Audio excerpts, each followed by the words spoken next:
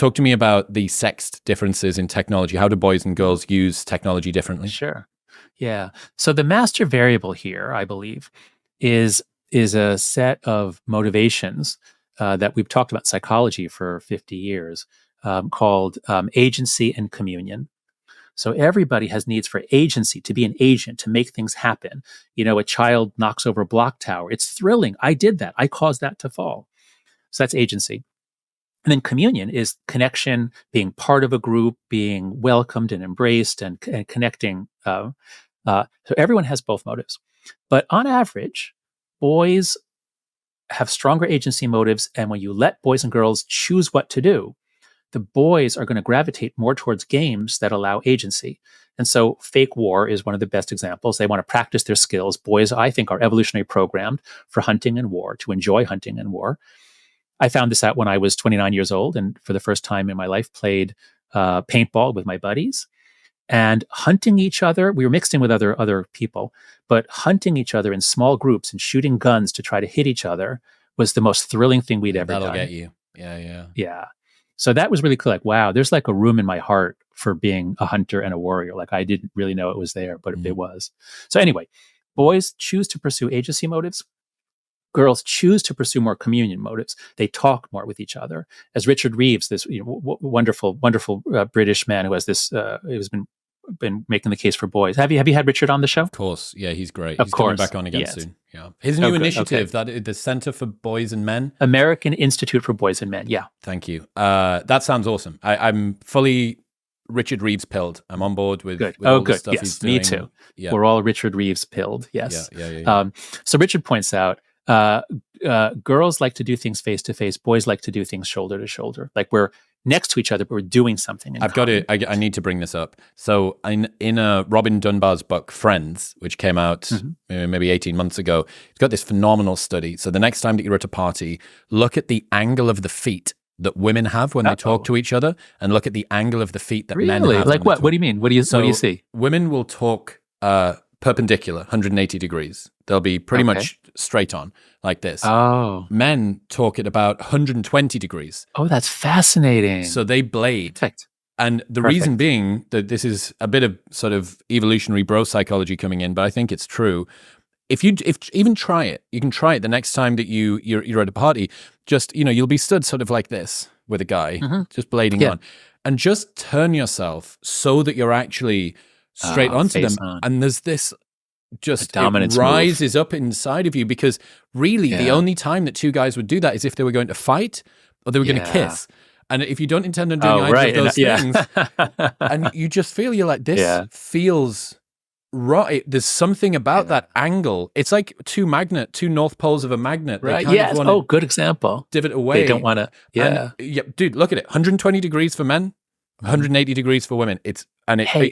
You can't not see it. Once you see it, you can't unsee it. It's so good. interesting. No, I will look for that. And actually, this could suggest a really cool difference between real and virtual. Virtual interactions are not embodied. Like, we can see each other's upper bodies here, but I think what we would find, because I don't at all feel freaked out by your being face onto me on my but I don't at all feel like, oh, we've either got to kiss or fight, like, because we're virtual. Well, we wait until we finish. Well, yeah, you are pretty handsome, I must say. So again, something, we are embodied creatures. We're physical creatures. We're animals. We evolved outdoors. We had fights. We had hunts. We're physical creatures. And when we interact now virtually, we have only it's like the white rice thing. We have just like a little few of the nutrients, but we're missing most of them. So anyway, on to boys and girls. Sorry, I'm taking too long on this, but the point is, when laptops and then especially smartphones come out, all the kids love them, all the kids gravitate, all the kids are on them. The boys head straight for video games and YouTube. The boys are spending more time on video games and YouTube and porn. The girls go straight for the visual social media platforms, especially Instagram, Tumblr, Pinterest in the early days. And so what are the effects? The girls are now on these platforms that are all about, I post a picture of me and my life, and then I wait for strangers to comment on it. And that's really, really bad for mental health.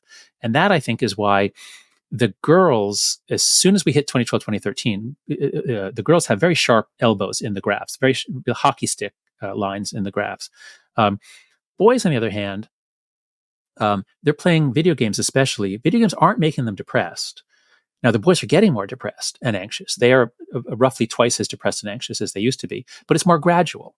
It starts a little sooner. It starts more like 2009, 2010, and it's more gradual. So I think what's happening, and what Zach Roush and I concluded in the book, and here we drew on Richard Reeves, is, for girls, boom, they get on social media, they get depressed. For boys, they've been withdrawing from the real world since the 70s and 80s. It used to be a male world. There used to be a patriarchy, but boy, has it been dismantled. And as everything shifts towards girls, and as schools get more and more structured towards girls and girls' needs and girls' ways of learning, and as we all freak out about gender gaps and we think that it's the girls we have to help in the 90s, which wasn't true. Girls had already passed boys. Boys are finding that they don't do well in school. They don't like school. But man, these video games are just getting better and better. And it's hard to approach a girl, but man, the pornography is getting better and better. And now you've got AI girlfriends, and soon AI girlfriends will be put into incredibly sexy robots. So what we're seeing is the progressive withdrawal of boys from effort in the real world that will pay off in the long run. And instead, boys' prodigious energy and their desires are being directed into a virtual world that generates nothing, absolutely nothing of any value in the real world. Yeah, the audience is going to know what I'm going to bring up, but I'm going to do it again. I've only had 2 citations ever in academia, and this is one of them. So you'll be aware of young male syndrome. No, tell me what. Just that they're more violent and yes, correct. Yeah, high proliferation of young sexless men, high T, high risk taking. They set shit on fire and push over granny. It's not good. Totally agree. We have the highest rates of loneliness and sexlessness amongst young men, at least in the modern world, maybe ever, apart from in maybe some like crazy gerontocracy style, like tribal bullshit 10,000 years ago. Where's all of the incel violence? Like, this isn't a request, but why are we not seeing more mass shootings? Why are we not seeing all the rest of it? That's a good point. So it's my contention that men are being sedated out of their status seeking and reproductive seeking behavior through a combination of social media, video games, and porn. So they're not given a sufficient dose to make them happy or satisfied, but it is enough to dampen down and nerf that impulse. So, and this is what I've called the male sedation hypothesis, and this is being studied. So why have we not got this? I'm a illegitimate academic now. But this is, and there's a question to be asked there. But everything that you're talking about there, that it's triggering, it's playing off the back of this desire for them to work together as a team, to have intertribal warfare, to create mastery, to increase in status, to be able to accomplish things. Okay, but it's within the virtual world, and you can become an e-gamer and so on and so forth. But how much can you cash out that status into the real world? But then a more interesting question comes, which the gamers very well may do, and say, well, if I'm enjoying it, why do I need to cash it out into the real world? What is real and what isn't? Why is there this sort of weird axiomatic value judgment about the fact that the real world is better than the virtual world? It's all part of a world. It's all just dopamine, serotonin ticking around in my brain. Who cares? Same thing goes for porn. I worried about getting Me Too'd, or I don't have this thing, or whatever. Like, all of these things allow them to do that. Couple of white pills that me and a friend, William Costello, think with regards to the AI girlfriend virtual relationship thing.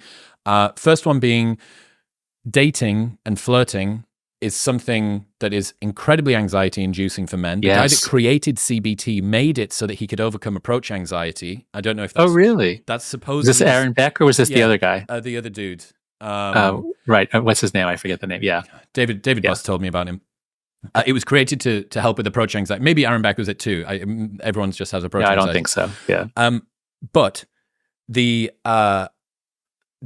primary challenge that you have in dating is that there is no such thing as practice dating. If me and you want to get better at pickleball, we can go to the local pickleball court, and you can just hit drives at me, and I can practice my drop volley. Right. I can't. It is one of the few things where you practice in public. You learn out loud. So there's always this high pressure to not fail. And what that means is that men often have really, they never get beyond, they never go 0 to 1. They never actually get that first step done. Mm-hmm. So me and William think that a really phenomenal, and this, you don't even need to wait for the sex robot thing or the in-person robot. You could do this with Apple's VR headset if it was sufficiently well trained on a good data set. So you have a virtual interaction with a woman, like a computer game. And in this virtual interaction, the avatar is able to see your movements. They can hear what you're saying. They use natural language processing to work out the intonation, and you know, they're able to go back and forth, and they can, you know, you can program in shit like consent, and you can program shit in like flirting, and I want to you know, increase the difficulty, the disagreeability of this girl. I want her to make me work, and you level up and level up and level up. And if you can form that on actual human psychology, you can have guys practice playing the video game in the safety of their own home, and then go and deploy this in the real world. It's like, you know, Tonal, one of these like at-home gym things. It's like, or Wii Sports, right? Like, you know, you're playing a video, that's a better example. You're playing Wii Sports at home, you're playing tennis or whatever, and then you go out into the real one, you're like, hey, I played a video game, but I'm kind of fitter. And this is the same. I played a video game, but I'm kind of better at flirting. Yeah, no, I think having practice flirting in the virtual world is actually a great idea. I think you're right that I remember, you know, when I was in 7th grade and the adults would organize a dance, it was terrifying. You know, and occasionally I would ask a girl to dance, and either she'd say yes or no, but it was terrifying.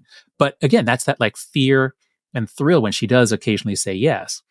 I agree that in theory we could do that the headsets, that the virtual reality, you really could give boys practice flirting with realistic girls, and the difficulty level could get harder and harder. Now, how would this actually play out in the real world? I fear that it's not really going to be, hey, let's try to make you into the best possible romantic partner, likely to find a really wonderful woman and then get happily married. I fear that it's going to turn into either, here's, you know, the game is to get the woman in bed and then move on to the next woman. And here, you know, we'll teach you how to bed women. Or it's going to be design the woman you want. And you're going to, you know, let's make her even lovelier. Let's give her an even better sense of humor. How about if she never gets mad at me? You know, you program in all these things that are just going to take you in an unrealistic way. This episode is brought to you by Element. Stop having coffee first thing in the morning. Your adenosine system that caffeine acts on isn't even active for the first 90 minutes of the day, but your adrenal system is, and salt acts on your adrenal system. Element contains a science-backed electrolyte ratio of sodium, potassium, and magnesium with no sugar, no gluten, no coloring, no artificial ingredients, or any other BS. It plays a critical role in reducing muscle cramps and fatigue while optimizing brain health, regulating appetite, and curbing cravings. The orange flavor in a cold glass of water is literally the best way to start your morning. I've done it every single day for over 3 years now, way before they were a partner on the show, and I love it. Best of all, there is a no BS, no questions asked refund policy, so you can buy absolutely risk-free, and if you do not like it for any reason, they will give you your money back, and you don't even need to return the box. Right now, you can get a free sample pack of all 8 flavors with your first box by going to the link in the description below, or heading to drinklmnt.com/modernwisdom. That's drinklmnt.com/modernwisdom. Thank you very much for tuning in. If you enjoyed that clip, you will love the full-length podcast in all its glory, which is available right here. Go on. Press it.